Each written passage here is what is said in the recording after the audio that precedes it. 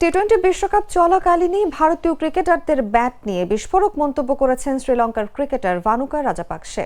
তিনি অভিযোগ করেছেন, ভারতীয় খেলোয়াড়রা অন্যান্য দলের তুলনায় মোটা ব্যাট ব্যবহার করেন, যার উপর অতিরিক্ত রাবারের স্তর থাকে।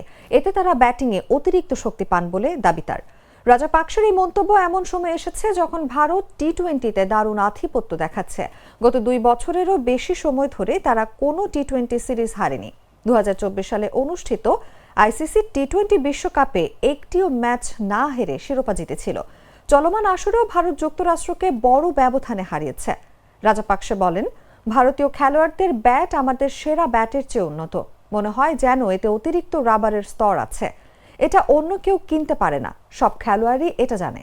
ভারতের ব্যাটিং শক্তি বিশ্ব মঞ্চে স্পষ্ট।